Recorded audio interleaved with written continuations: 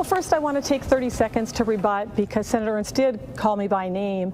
And, you know, her comments are just misleading. I have not called the police racist, and that's rather insulting. What I will tell you this, discussing systemic racism does not mean that any one individual is a racist, but rather that we have to take a look at the discrimination across our systems: housing, healthcare, education, finance, and so many other things, to ensure that we're doing everything we can to end that kind of racism.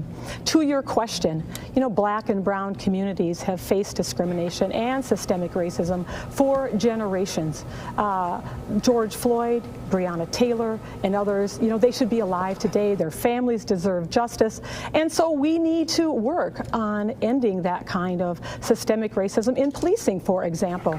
We've done a great job to get started on that right here in Iowa, led by our Black Legislative Caucus members, Black Lives Matters leaders, and in a bipartisan fashion at our State House, where they passed the Plan for a More Perfect Union, requiring racial bias training, de-escalation training, banning chokeholds, bringing transparency. These are the kinds of reforms that support our law enforcement systems, and we need to look at those reforms in every system so that we can bring an end to systemic racism and make sure that our minority communities can succeed.